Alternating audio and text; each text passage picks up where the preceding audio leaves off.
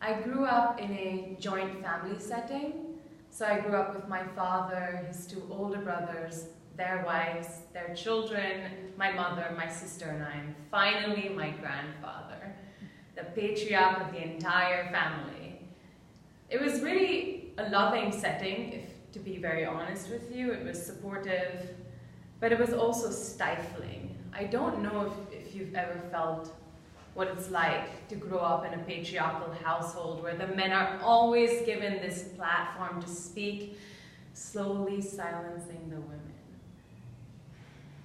I never felt like myself in that house, and I don't know why, because I think there was always an undercurrent of care that ran through every conversation, but I never felt like my needs were being met. Except when we would go on our once-a-month outings to the sea. My mother would drive this car. It was called an Uno. It looked like a white box, to be very honest with you. And my cousins and I, we would lay the seats back down. Lay the seats in the back down, and we would put mattresses and bring actual Uno cards, like playing cards, and play and have a little picnic as she drove us all the way to ECR. The beach in ECR was it was beautiful, it was calming, it was desolate, and it felt very unlike my crowded house that always was like brimming with more than 30 to 40 people. When I would swim, I just felt happy, I felt connected to something that was outside of me. I felt as though my problems were so minuscule when it compared to this infinite sea that connected to the world, this like endless world of possibilities. And in the sea was when I felt like my body was mine. For the first time, no one else controlled it but me. I decided when to put my hands out and swim and wade through the water, and I decided when to stop. And that was just the most beautiful and freeing feeling. A few years later, my parents sent me to boarding school, and it was in the Himalayas. So I was very disconnected from the sea, and I sort of lost touch. And I think I just became really scared of water. So for the longest time, I wouldn't swim, up until this year. I'm 24, and a month ago rather, I went to Greece for my sister's bachelorette. So she's getting married this weekend, and she wanted to take us all to the sea, which is like our favorite place growing up, and the Mediterranean Sea, which is just, the most beautiful blue azure. It was just perfect. And so we went to the sea, and I just pulled out my new Arundhati Roy book, and I started reading because I was not going to go swim with the rest of my cousins. I was still terrified.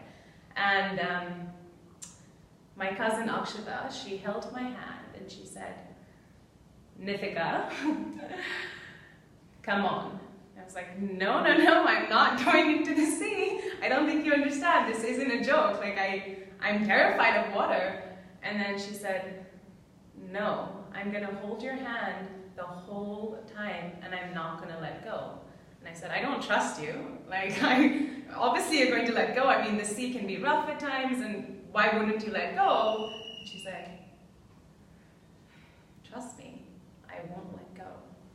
And so I held her hand, and we walked into the sea. The water just felt so inviting, which is weird and different for me because I never imagined that it would be anything other than terrifying. I made up all these stories in my head, you see, and I was like, oh, this is nothing like it.